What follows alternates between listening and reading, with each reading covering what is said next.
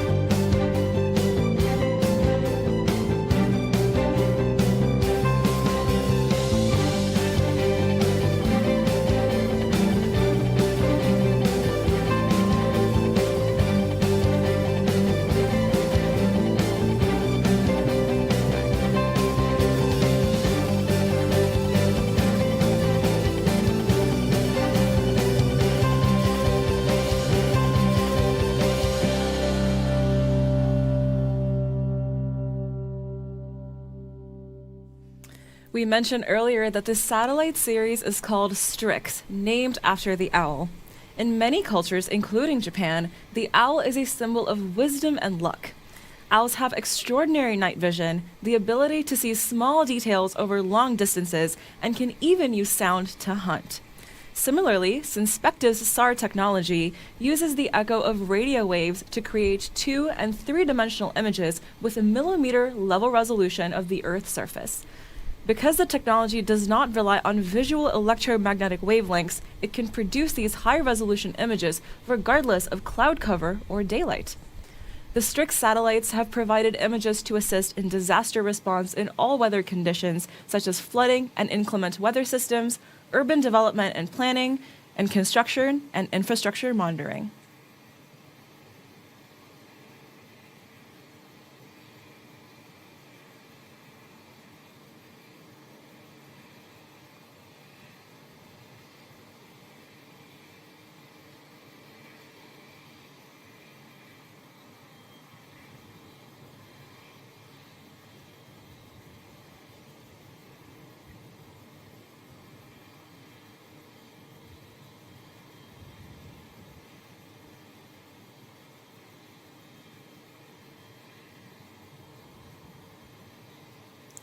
As we approach T-minus 12 minutes, our operators will run through the go, no-go poll with this mission's launch director, Joseph Carpico. Let's throw it over to Mission Control to confirm that we are go for launch.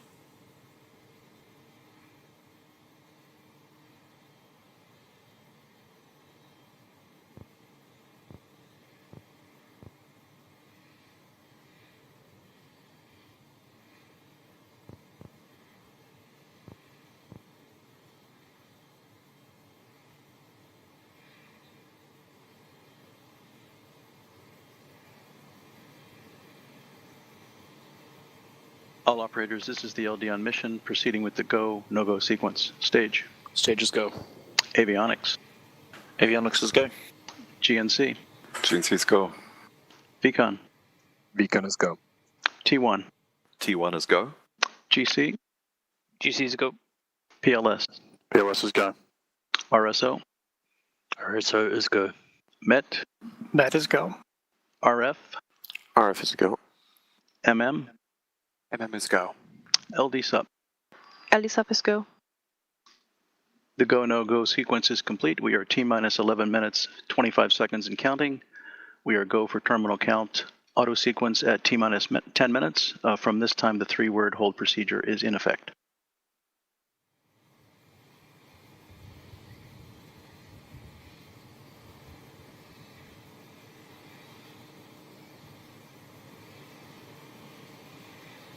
That's confirmation from Mission Control. All systems on Electron are healthy, and we are proceeding with the remainder of our count.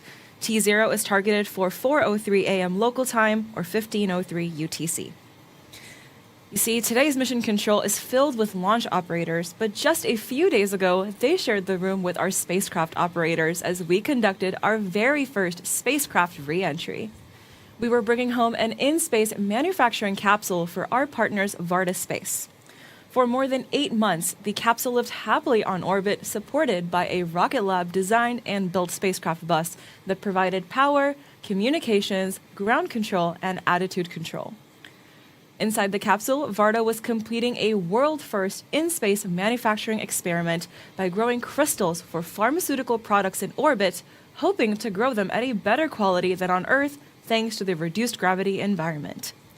With the in-space manufacturing portion complete, our operators completed the final deorbit and re-entry positioning maneuvers on February 21st, and the capsule successfully touched down in the Utah desert shortly afterward. Let's take a bit of a look back at the development and execution of that mission.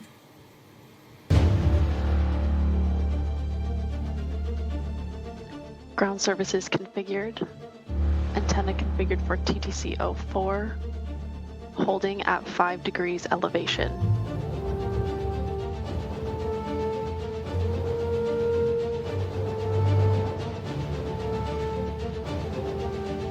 Antenna released.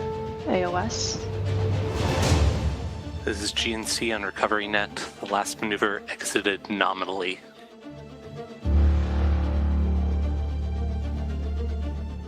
The spacecraft is in deployment mode.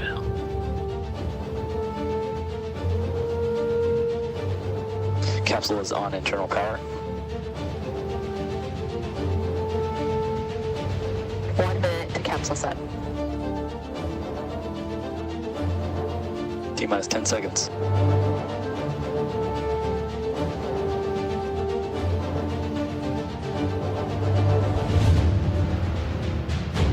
Deployment confirmed by GNC.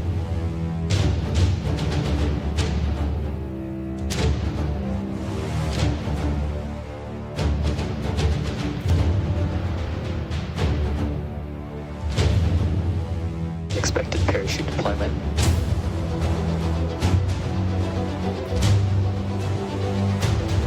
VRCO has a camera visual confirmation on chute. Approximate touchdown time is in 100 seconds.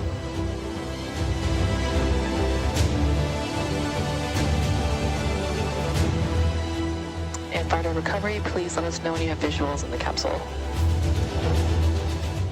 That is affirmative, and it is in visual by the recovery helicopter.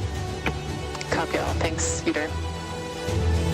Thank you so much for all your support and your ride. Rocket Lab MD signing off.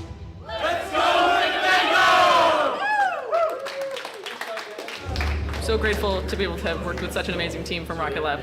Honestly, best of the best of everything we do. I've been working on this mission for a couple of years, so this is an incredible milestone to see mission end happen the way we designed it from day one. We got 3 more to go. 1 more is waiting for launch in the summer, so we're ready to do it all again.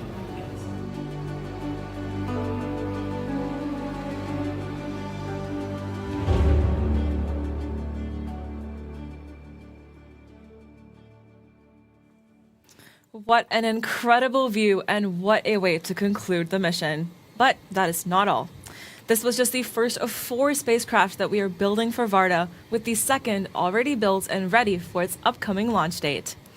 Our Space Systems division is hard at work, not only building for Varda, but also building dozens of spacecraft for the Space Development Agency, MDA and Globalstar, NASA, and more. Speaking of all the spacecraft our divisions are building, we have a growing number of opportunities to join the team. At our headquarters in Long Beach, we are looking for new talents to help build spacecraft, radios, avionics, our Rutherford and Archimedes engines, and more. We've expanded our headquarters to meet the demands of our programs and need people like you. So why Rocket Lab? Let's see what some of our team members have to say. Working here in Long Beach at Rocket Lab headquarters is great. It's a really dynamic environment, high energy. There's a lot of things going on every day. And so coming in, it's something where it's not always the same thing that you do constantly. It's always something new, something challenging. And so that really keeps you on your toes and creates something that you want to come back to every day.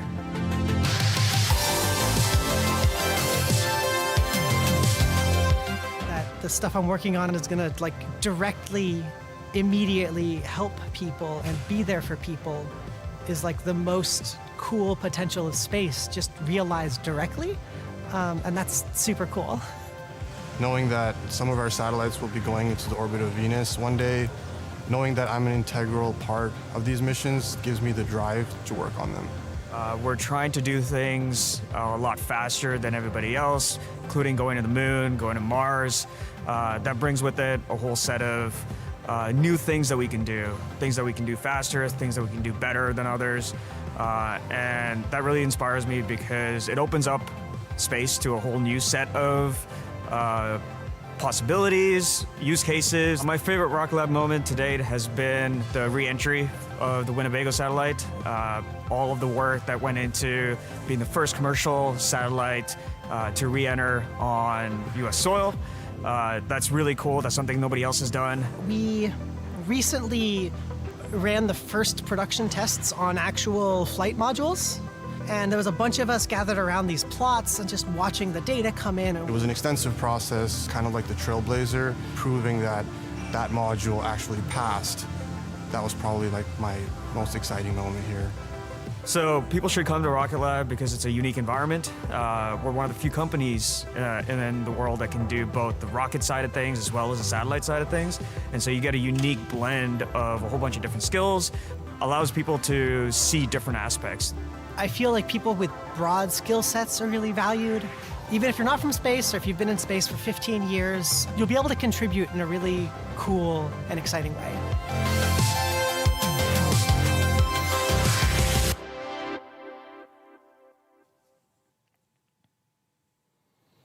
If California isn't your calling, we have openings available at our sites across North America and in New Zealand, including the buildup of our newest site in Middle River, Maryland, where Neutron will come to life. If you're ready to launch your career and join our team, apply at rocketlabusa.com/careers now. We are moving towards the final stages before launch with T-minus 3.5 minutes on the clock. At T-minus 2 minutes or 2 minutes to terminal, Electron's autonomous flight computers will take over the countdown. Shortly after that 2-minute mark, we should hear the call that LOX loading is complete, which means that the vehicle is fully fueled and good to go. The next gate is the signal that the first and second stages are pressurized for launch. After that, we await the iconic 10-second countdown to liftoff. Let's listen into mission control for these final steps in the sequence. Lock auto sequence and confirm. Confirm locked. And VCON, confirm all expected primary flight computer ASGOs are green. All ASGOs are green. This is the LD on mission. We are go for auto sequence start at T-minus 2 minutes. LD is go for launch.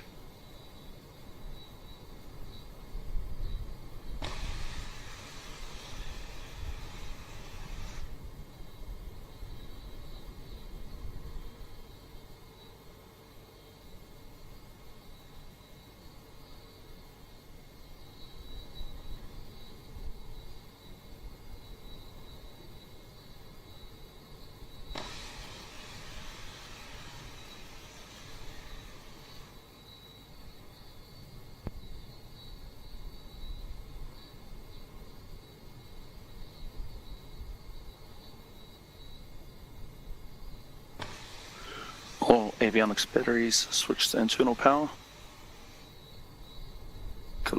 The vehicle is on internal power.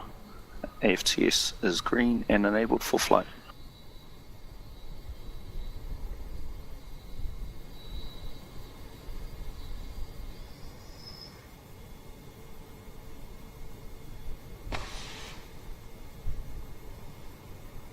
LOX load is complete. System is in recirculation.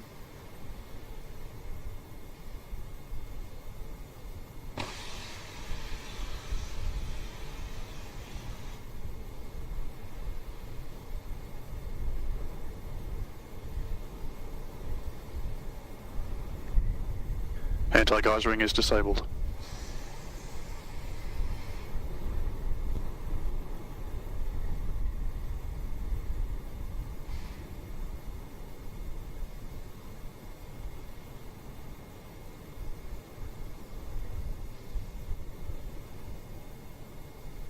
Stage 1 and Stage 2 tanks are pressed for flight. High flow engine purchase enabled.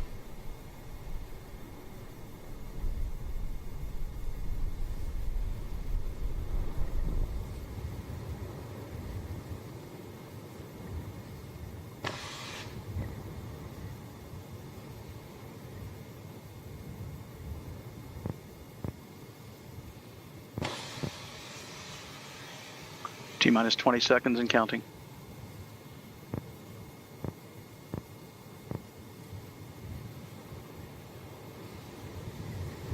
Ten, 9, 8, 7, 6, 5, 4, 3, 2, 1. And we have liftoff.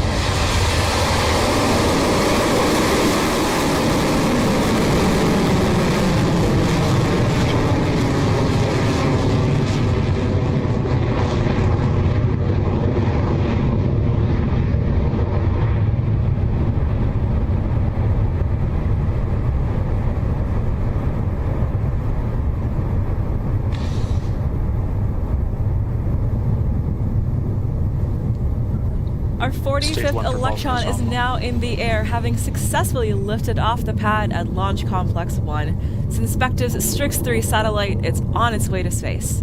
The next critical stage in Electron's flight is Max Q, or maximum aerodynamic pressure. This is when the vehicle's velocity is at its maximum and the vehicle experiences the most amount of mechanical stress. Let's listen in for the call from Mission Control for when Electron clears that stage of flight. Approaching Max Q.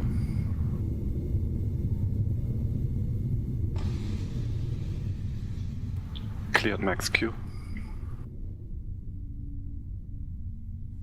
There we go. Electron has successfully passed through Max Q and at an altitude of just over 15 kilometers is well on its way to pass the Kármán line and enter space. The 9 sea-level Rutherford engines on the first stage are operating nominally, and we are approaching the next series of events in the mission. The first milestone after Max Q is MECO, or main engine cutoff, when those 9 engines throttle down before shutting down completely. This slows the vehicle down just a touch before the first and second stages separate, and once this is complete, the second stage space-optimized Rutherford engine ignites to take the payload and kick stage the rest of the way into orbit. These 3 events happen in quick succession, so let's keep an eye out and listen in for the calls from Mission Control. Stand by for MECO in approximately 30 seconds.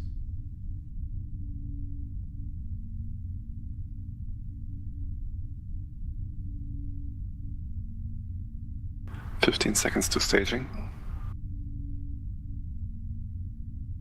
Entered burn light detect mode.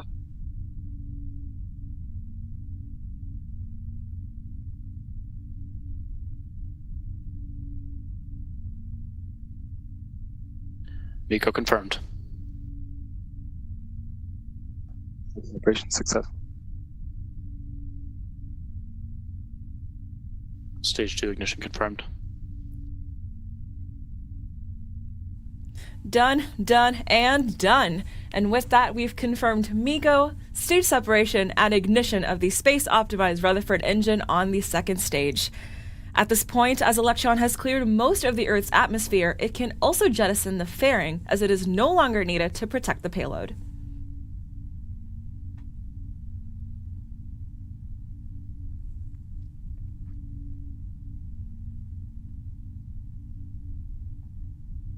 Fairing jettison succeeded.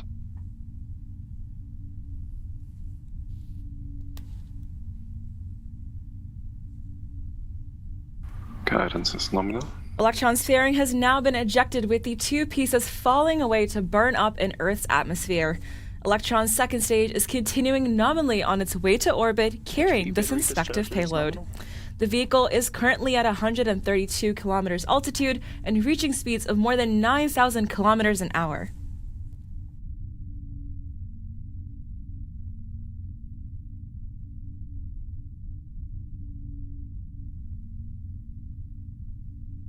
Stage 2 propulsion is nominal.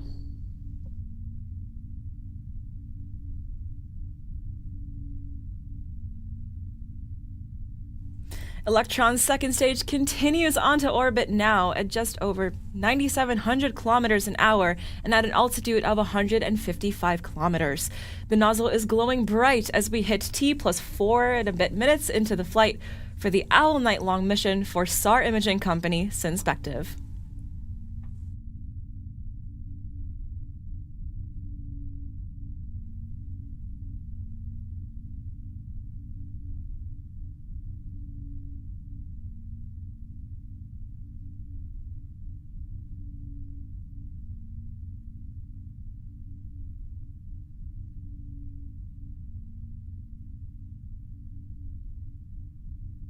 If you take a look at the panel on the right-hand side of your screen, you can see our propellant telemetry from Electron's Stage 2. Currently, we have about 60% of kerosene and about 60% of LOX remaining as we head into the next major milestone, the battery hot swap, a unique maneuver to Electron.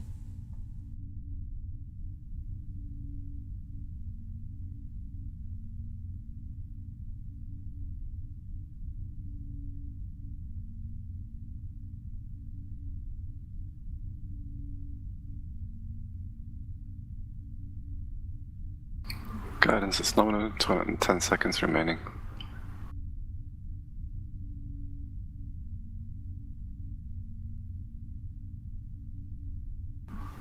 going down.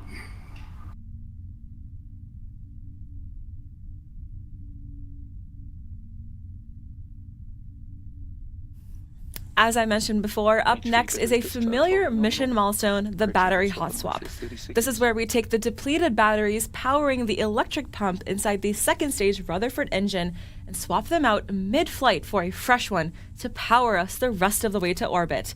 If you watch closely, hopefully you'll catch the battery ejection and see it fall away from the stage. Keep an eye out for a silvery object on the right.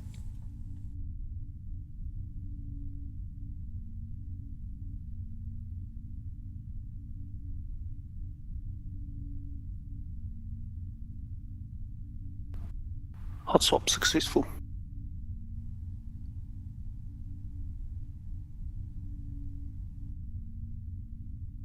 Stage 2 propulsion holding nominal. Battery jettison confirmed. And there we go, a successful battery hot swap. Electron is now traveling at over 16,000 kilometers an hour and is at an altitude of just over 200 kilometers. And with that hot swap completed, we are approaching second engine cutoff, or SECO. This is just a few minutes away, expected to occur at around T plus 9 minutes and 5 seconds.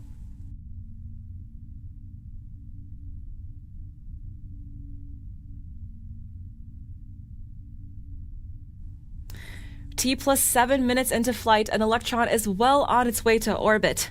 The Stage 2 Rutherford engine is burning hot and bright with 25.8 kilonewtons of thrust being produced. The Rutherford engine, you may not have known, is named after famous New Zealand physicist Sir Ernest Rutherford, who pioneered many things, including being the first to split an atom. HV battery discharge holding nominal.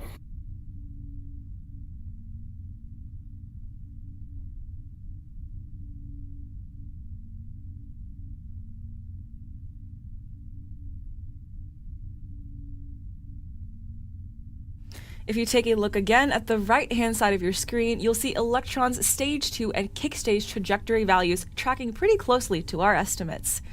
Today's launch of Synspective's Strix 3 brings our satellite launch tally up to 178 satellites, with plenty more scheduled for this year in our launch manifest. This includes one coming up very soon from Launch Complex 2 in Virginia.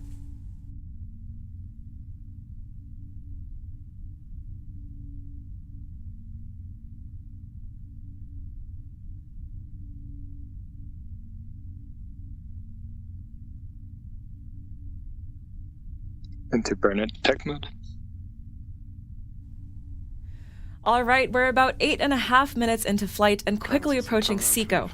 Much like Kumiko earlier, the Rutherford engine on Electron's second stage will throttle back and shut down ahead of kick stage separation following a few seconds later.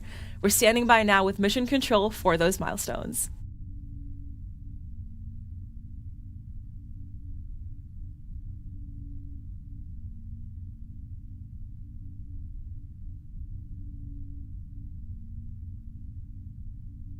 SECO confirmed. Stage 3 separation confirmed. Nominal transfer orbit achieved.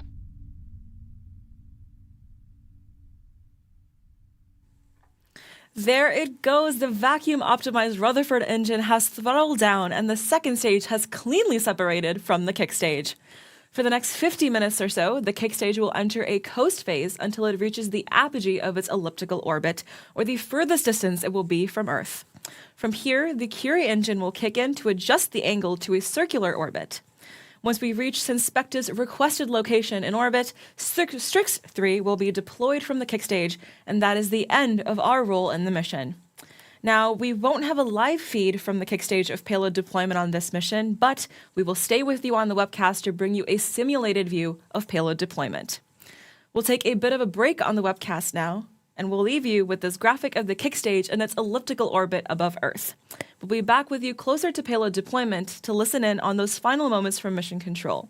Payload deployment is expected to take place at around T plus 53 minutes, so I'll see you back here very soon.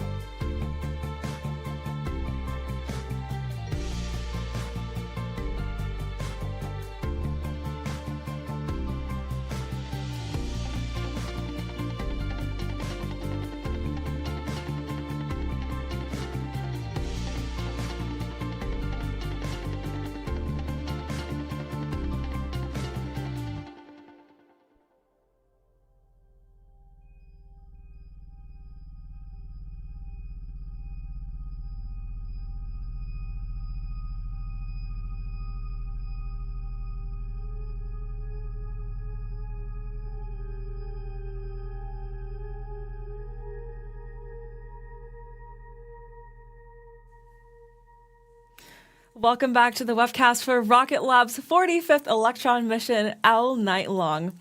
This launch has been a hoot. If you're just joining us, today's launch included a successful on-time liftoff at 4:03 a.m.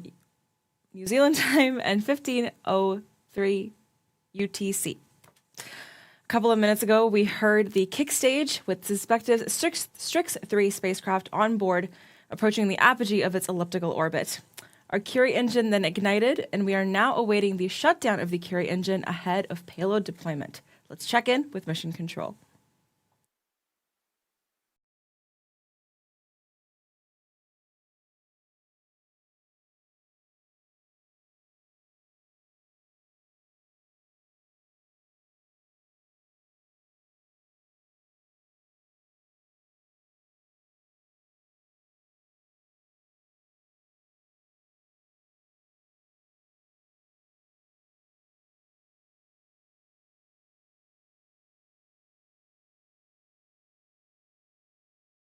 Curie engine cutoff confirmed.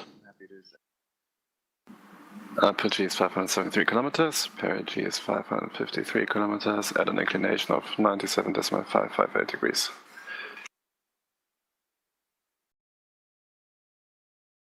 And a good shutdown of Curie. That small but mighty engine is relightable, allowing payload deployment to a variety of destinations, including a Hyper-Curie variant for interplanetary travel. Just under a minute now until payload deployment for Synspective.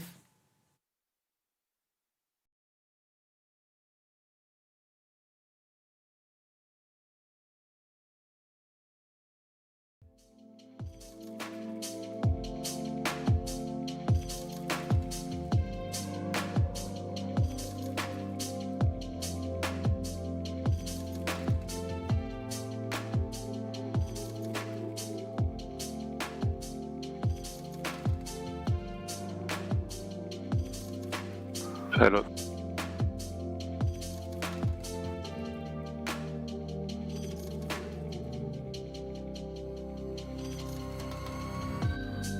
Payload deployment confirmed.